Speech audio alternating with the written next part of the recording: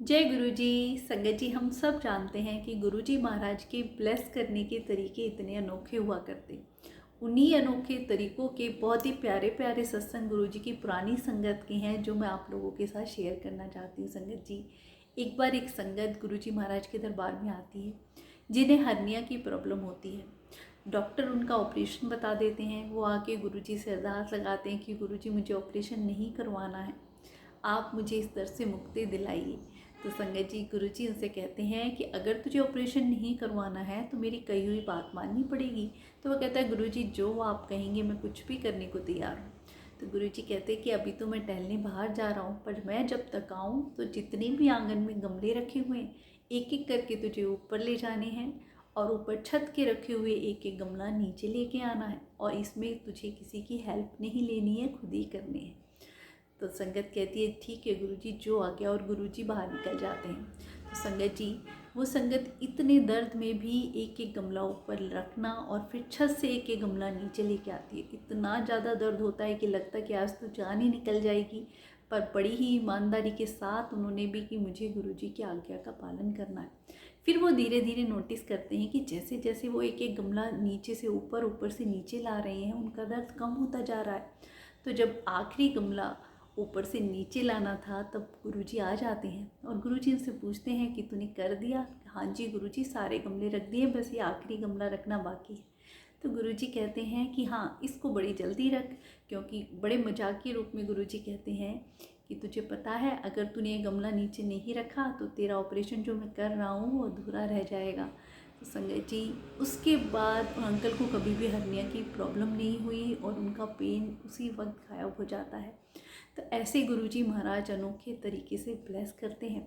एक बार जब एक संगत ने गुरुजी से पूछा कि गुरुजी, आपके ब्लेस करने के तरीके इतने अनोखे क्यों होते हैं? तो गुरुजी कहते, तुम्हें क्या लगता है कि मुझे किसी तरीके की या कुछ भी करने की ज़रूरत है?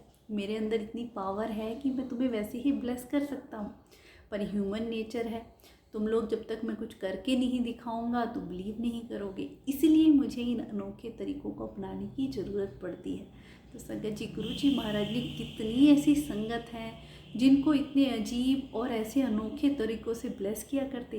गुरु जी अपने पास एक स्पून रखा करते थे, जिससे एक्सरे कर लिया करते थे। संगत को कहीं भी शरीर में कोई भी प्रॉब्लम हुआ करती, उस चम्मच से ही गुरु जी स्कैन करके सब कुछ देख लिया करते थे और बता दिया करते थे कि तुम्हें ये प्रॉब्लम है। और पान के पत्तों से इलाज किया करते थे संगत जी। गुरुजी ने, जब एक संगत ने पूछा कि गुरुजी आप पान के पत्ते ही क्यों यूज़ करते हैं, तो गुरुजी ने कहा कि पान के पत्ते भगवान को सबसे ज़्यादा प्रिय हैं और ये सबसे ज़्यादा शुद्ध होते हैं। इसलिए गुरुजी जिस किसी भी संगत को शरीर में कहीं भी पेन हुआ करता, पहले चम्मच से स्कैन करते, फिर वहाँ पे पान के पत्ते रख के उसका तुरंत इलाज कर दिया करते थे। संगत जी, गुरु जी ने तांबे का लोटा ब्लेस करके दिया। तो एक संगत ने यही किया कि गुरु जी, तांबे का लोटा, हम जानते हैं कि तांबा का जल पीना शरीर के लिए बहुत अच्छा है, और भी इसका क्या कारण है? तो गुरु जी कहते हैं कि तांबे के लोटे बीच मेरी वो ब्लेसिंग है जिसको मैंने एक बार ब्लेस करके दे दिया, तो जब भी उसमें जल भरेगा वो अमृत बन जाएगा और उसे हर प्रकार की बीमारियों से बचाएगा। तो संगत जी, गुरु जी महाराज ने हमें हर समय ऐसी ऐसी ब्लेसिंग दी हैं जिनको हम अपने जीवन में आज भी अपनाते हैं। तो गुरु जी का वो अमृत हमें कितनी ही बीमारियों से बचाता है। आज भी गुरुजी ने अपने वचनों में तब भी कहा था कि अगर तांबे के लोटे को आप मेरे स्वरूप से टच करा दोगे तो वो भी अभिमंत्रित हो जाता है। तो उसका जल भर के हम रात को रख दें और सुबह सारे फैमिली मेम्बर थोड़ा थोड़ा लें, तो हमें हर प्रकार की बीमारियों से बच सकते हैं संगत जी। और एक और बहुत ही प्यारा सा सत्संग गुरुजी महाराज का ब्लेस करने का। एक बार गुरुजी महाराज चंडीगढ़ में बाहर वॉक के लिए गए हुए थे पार्क में। तो वहाँ पे एक बुजुर्ग महिला थी जो बड़ी ही छड़ी के साथ चल रही थी, बड़ी मुश्किल से पैर एक एक कदम रख रही थी। गुरुजी साथ से गुजरे तो उन्होंने पैर से छड़ी को गिरा दिया। अब बूढ़ी जो अम्मा थी उनको बड़ा गुस्सा आया कि इसने मेरी छड़ी गिरा दी। गुरुजी को उल्टा सीधा कहने लगी, धीरे धीरे चलती रही और कहती गई। अब गुरुजी आगे आगे और वो महिला जो भी बुजुर्ग थी पीछे पीछे चल रही थी। काफ़ी देर तक वो गुरुजी के पीछे पीछे चलती रही।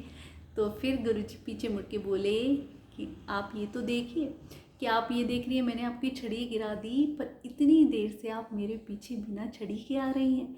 वो आंटी भी देख के हैरान कि मैं बिना छड़ी के कैसे चल दी। तो गुरुजी का ये अनोखा तरीका आंटी को ब्लेस करने का, ऐसे कौन कर सकता है संगत जी।